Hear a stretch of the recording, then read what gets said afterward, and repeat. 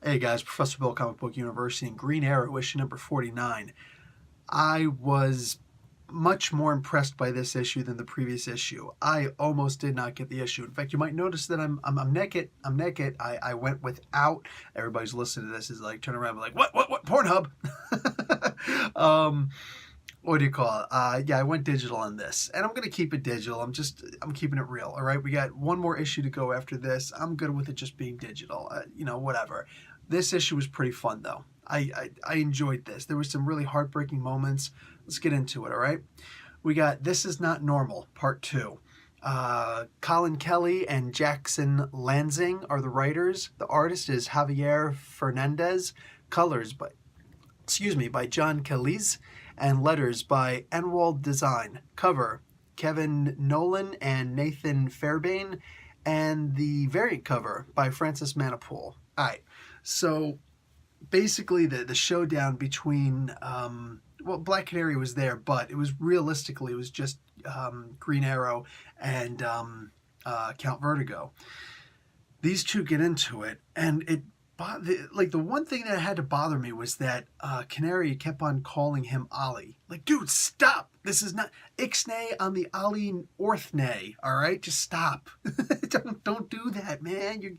If you give away that info, we're toast. Especially since both of them acknowledge knowing Roy Harper, not Arsenal. All right, not Red Arrow, not Speedy, not anything like that. Just Roy Harper specifically.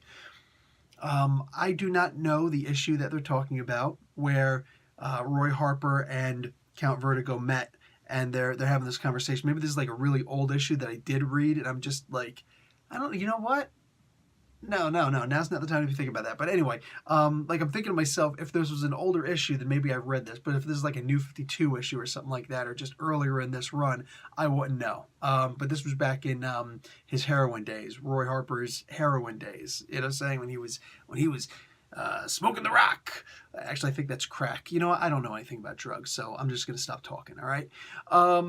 What you call it? They really built this up that Count Vertigo wanted revenge in the worst freaking way. It also built off of Ollie's ability. See, now I'm doing it. Green Arrow's ability to pay attention to the things that Roy had said to him, because Roy already told him how to beat Count Vertigo a long time ago. You know, when he was still alive. The crap that Ollie is feeling now, just forget it. It's just Ollie, all right? Is feeling now because of the Heroes in Crisis is real. This comic book, I feel, in many ways, at least in the feels department, in the emotional department, is paying attention to the trials of Heroes in Crisis more than anything else.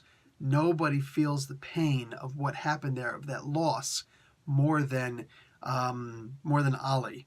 You could say Red Arrow, Jason Todd, Red Arrow, Red Hood, the other red thing, Jason Todd, but he handles it better, or at least he stuffs it down deeper. You know, Ollie's pretty much wearing this stuff on his sleeve. At one point, he's ready to kill Count Vertigo. The exchange at the very end, how Count Vertigo was beat, big air quotes there, was actually really sweet. I felt it.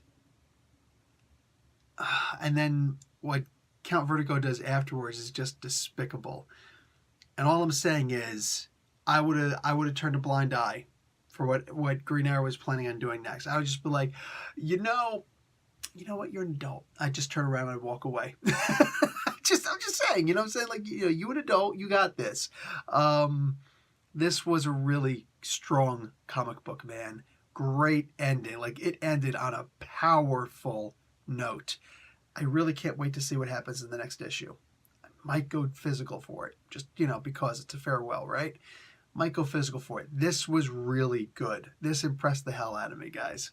All right, so realistic. I think if you're gonna get it, if you were planning on getting it anyways, you're getting it. You're just looking for my opinion on it. I don't know that anybody is looking at this review to say, should I buy it or not? I'm pretty sure it's either way. So, and I'm not interested in trying to convince somebody who wasn't planning on buying it, who's just curious to go out and buy it. No. I could, however, recommend, depending on the next issue, I could possibly suggest the trade paperback, but we're not there yet. Anyway, guys, Professor Bill, Comic Book University. Class dismissed.